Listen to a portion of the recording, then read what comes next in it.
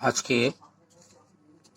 দশম শ্রেণীর ইতিহাস ও পরিবেশ বিষয়ের কালকে যে অংশটুকু হয়েছে তার পরের অংশ, অর্থাৎ কালকে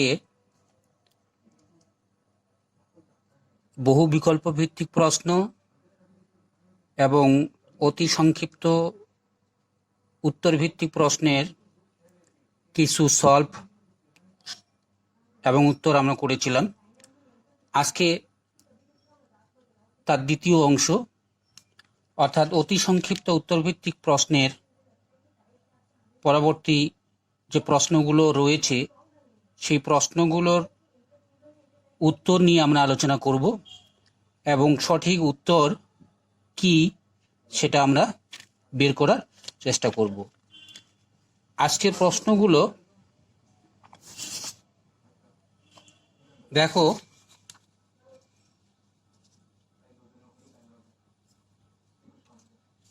এখানে রয়েছে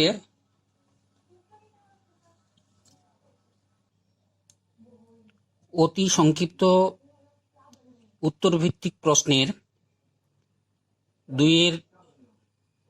দুইয়ের ক বিভাগ অর্থাৎ উপবিভাগ। প্রথম প্রশ্ন দুইয়ের ক, বিশ্বভারতী কে প্রতিষ্ঠা করেন?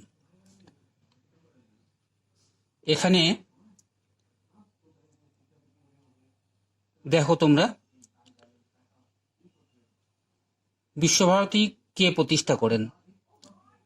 1861 খ্রিস্টাব্দে বীরভূম জেলার বোলপুরের কাছে ভুবনডাঙ্গায় একটি আশ্রম প্রতিষ্ঠা করেন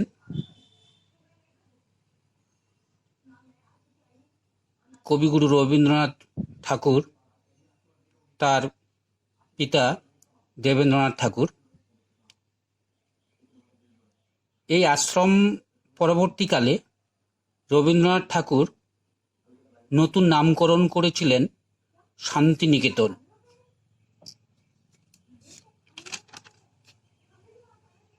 রবীন্দ্রনাথের প্রকৃতি শিক্ষা বা শিক্ষা ভাবনাকে ছড়িয়ে দেওয়ার জন্য 1919 খ্রিস্টাব্দে শান্তিনিকেতনেই কবিগুরু প্রতিষ্ঠা করেছিলেন বিশ্বভারতী বিশ্ববিদ্যালয়। 1921 খ্রিস্টাব্দের 23শে নভেম্বর 5 জন ছাত্র নিয়ে বিশ্বভারতী জয়যাত্রা শুরু হয়েছিল। বিশ্বভারতী সম্পর্কে রবীন্দ্রনাথ ঠাকুরের শিক্ষা ভাবনা এক নতুন ধরনের উচ্চশিক্ষার দ্বার খুলে দেয়।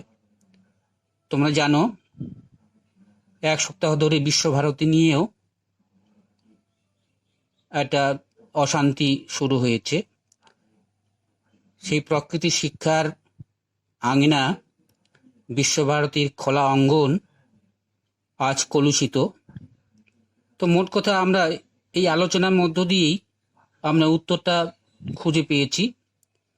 তো মোট কথা, যেরকম প্রশ্ন সেরকমই যথাযথ উত্তর হওয়া দরকার। বিশ্বভারতী কে প্রতিষ্ঠা করেন? আমরা উত্তর পেলাম, বিশ্বভারতী প্রতিষ্ঠা করেন কবিগুরু রবীন্দ্রনাথ ঠাকুর। পরের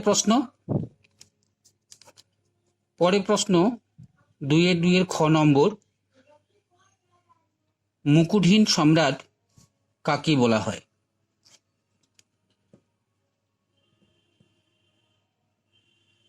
মুকুটহীন সম্রাট বলা হয় সুরেন্দ্রনাথ বন্দ্যোপাধ্যায় বা সুরেন্দ্রনাথ ব্যানার্জি, যিনি মুকুটহীন সম্রাট নামে পরিচিত।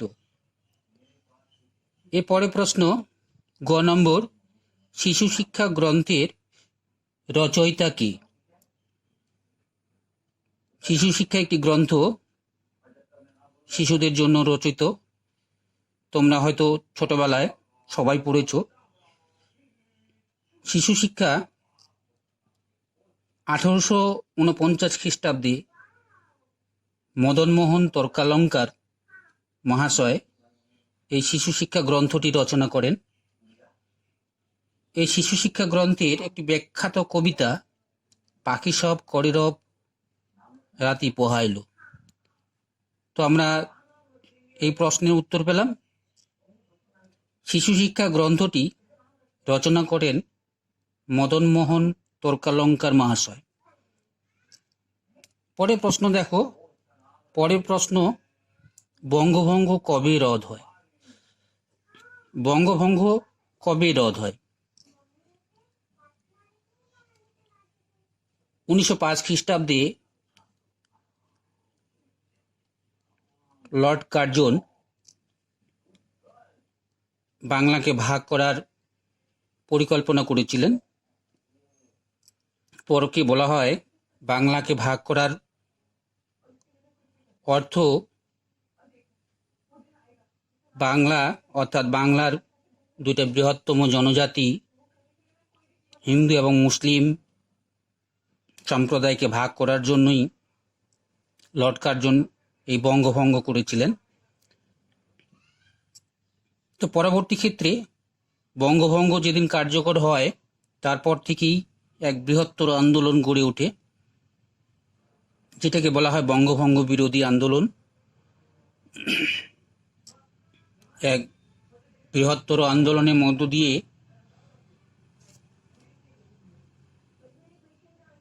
এই আন্দোলন 1911 খ্রিস্টাব্দে লর্ড কার্জন বঙ্গভঙ্গ রদ করেন ও বঙ্গভঙ্গ আর হয়নি, বন্ধ হয়ে যায়। তো এইখানে আমরা প্রশ্নের উত্তরটা পেলাম, বঙ্গভঙ্গ কবে রদ হয়? বঙ্গভঙ্গ 1911 খ্রিস্টাব্দে রদ হয়। রদ হয় মানে বন্ধ হয়ে যাওয়া। আর বঙ্গভঙ্গ বা বাংলাকে ভাগ করা হয়নি।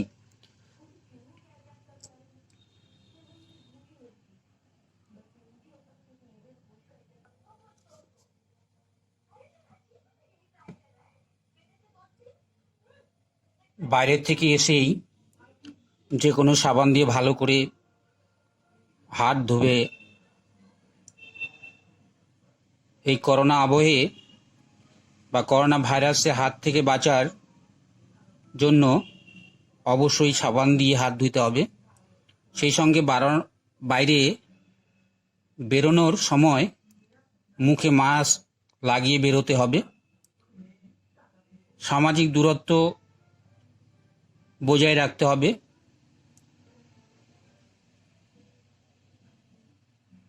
যেখানে সেখানে থুতু ফেলবে না,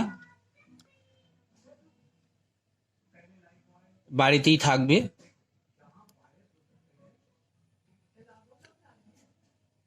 ফিরে এলাম বিরতির পর।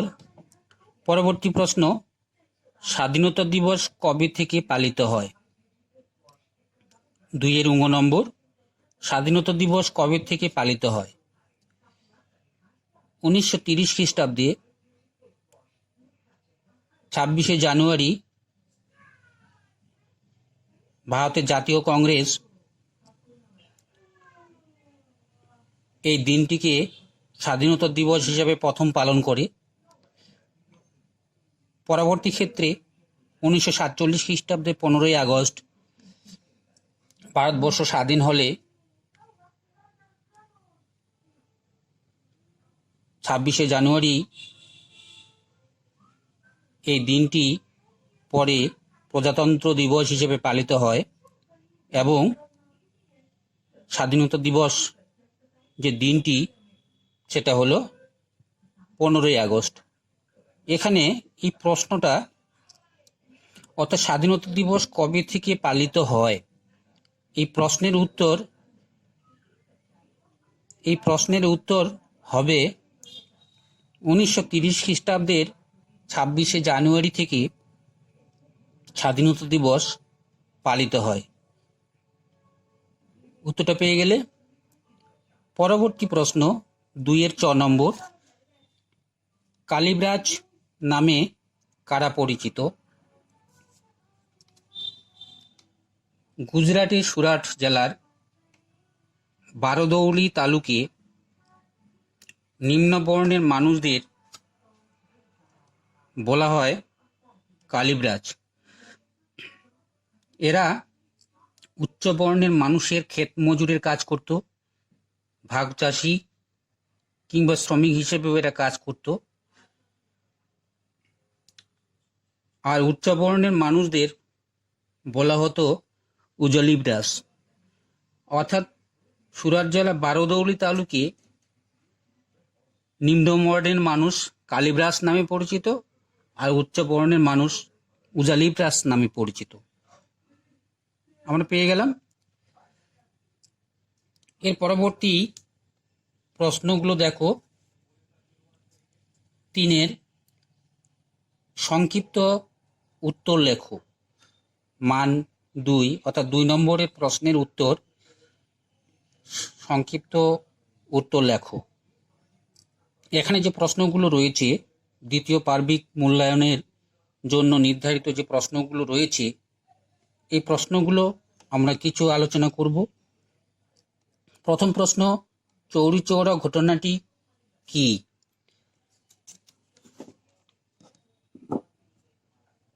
চৌরিচৌরা ঘটনাটি কি? 2 নম্বরের জন্য এই প্রশ্ন যথাযথ উত্তর লিখতে হবে। গান্ধীজি 1920 খ্রিস্টাব্দে অসহযোগ আন্দোলনের ডাক দিয়েছিলেন। এই আন্দোলনের বৈশিষ্ট্যই হল অহিংস অসহযোগ এবং নারী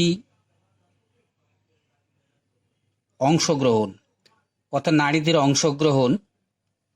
বিশেষ করে সেই সময়ে দেশবন্ধু চিত্তরঞ্জন দাস মহাশয়ের স্ত্রী বাসন্তী দেবী, কবি সরোজিনী নাইডু এই অসহযোগ আন্দোলনে বিশেষ নেতৃত্ব দিয়েছিলেন, নারীদের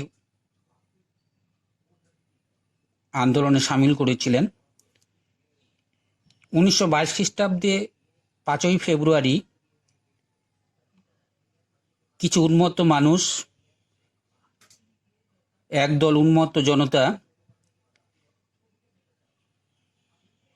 উত্তরপ্রদেশের গোরক্ষপুর জেলার চৌরিচৌরা গ্রামে ব্রিটিশ পুলিশ ফাঁড়ির উপরে হঠাৎ আক্রমণ চালায় এবং সেই পুলিশ ফাঁড়িতে আগুন ধরিয়ে দেয়। এর ফলে যে আন্দোলন অহিংসভাবে হওয়ার কথা, সে আন্দোলন হঠাৎ করে সহিংস হয়ে ওঠে। এর ফলে গান্ধীজি, মহাত্মা গান্ধী ভীষণ মর্মাহত হন এবং সঙ্গে সঙ্গেই এই অসহযোগ আন্দোলন প্রত্যাহার করে নেন। এই ঘটনাটাই ইতিহাসে চৌরিচৌরা ঘটনা নামে পরিচিত। আমরা এই আলোচনার মধ্য দিয়েই উত্তর আমরা পেয়ে যাব। তোমরা পরবর্তীতে আবার এই প্রশ্নের যে উত্তরগুলো রয়েছে গুছিয়ে লিখতে পারবে। পরবর্তী প্রশ্ন 3 খ নম্বর, বারদৌলি সত্যাগ্রহ বলতে কি বোঝো? বারদৌলি সত্যাগ্রহ 1915 খ্রিস্টাব্দে গুজরাটের সুরাট জেলার বারদৌলি তালুকে এক ভয়াবহ বন্যা হয়েছিল। বারদৌলিতে এই ভয়াবহ বন্যার কবলে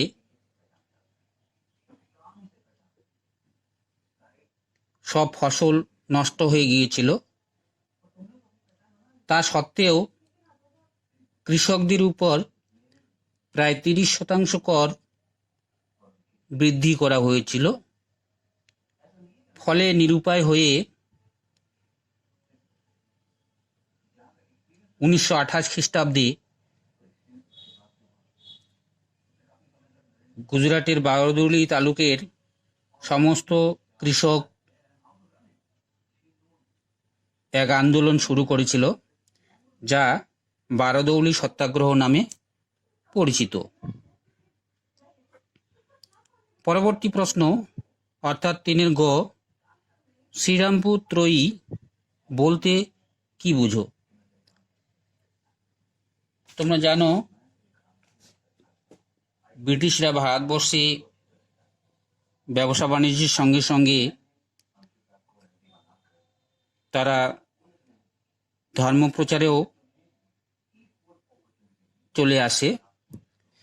এই উদ্দেশ্যে খ্রিস্টান মিশনারি মিশন ভারতবর্ষে প্রতিষ্ঠিত হয়েছিল। এই খ্রিস্টান মিশনারি মিশনের বাংলা শিক্ষা প্রসার ঘটাতে খ্রিস্টান মিশনারি ও বিশিষ্ট শিক্ষাবিদ উইলিয়াম কেরি 1800 খ্রিস্টাব্দে শ্রীরামপুরে ছাপাখানা স্থাপন করেন। এই ছাপাখানা বাংলা তথা ভারতবর্ষে শিক্ষা বিস্তারে একটা গুরুত্বপূর্ণ ভূমিকা পালন করে। খ্রিস্টান মিশনারি উইলিয়াম ক্যারির সহযোগী জোশুয়া মার্সম্যান এবং উইলিয়াম ওয়ার্ড তাকে ভীষণভাবে সাহায্য করে। এই তিনজনকেই একসঙ্গে শ্রীরামপুর ত্রয়ী বলা হয়। আমরা আলোচনা করলাম, আশা করি হয়তো বুঝতে পেরেছ বা বারবার পড়বে, তাহলে বুঝতে পারবে। পরবর্তী প্রশ্ন 3 ঘ নম্বর, সিপাহী বিদ্রোহের মূল বা প্রত্যক্ষ কারণ কি? তোমরা জানো 1857 খ্রিস্টাব্দে ভারতবর্ষে মহাবিদ্রোহ হয়েছিল।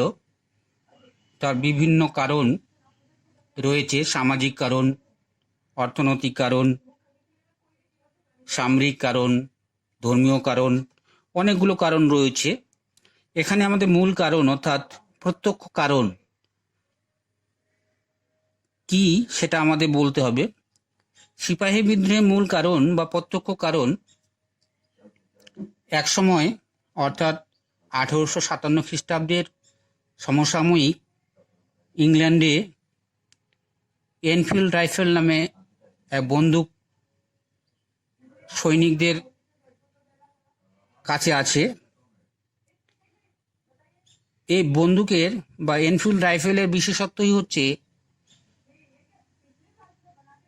রাইফেলের টোটা তার খোলস দাঁত দিয়ে কেটে নিয়ে বন্দুকে পুড়তে লাগে। গুজব রটে যায় যে এনফিল্ড রাইফেলের টোটায় গরু এবং শূকরের চর্বি দিয়ে বা গরু এবং শূকরের চর্বি মিশিয়ে এই টোটার খোলস তৈরি করা হয়েছে। যেহেতু দাঁত দিয়ে কেটে তারপরে টোটা বন্দুকে পুড়তে লাগে, সেই জন্য সেই সময় ব্রিটিশ কোম্পানির অধীনে ভারতীয় সৈনিকরা এই এনফিল্ড রাইফেল ব্যবহার করতে অস্বীকার করে। এর ফলেই সাথে সাথেই এই বিদ্রোহ শুরু হয়েছিল। কলকাতার ব্যারাকপুর সেনা ছাউনিতে মঙ্গল পাণ্ডে নামে এক সৈনিক বা সিপাহী প্রথম এই বিদ্রোহ ঘোষণা করে।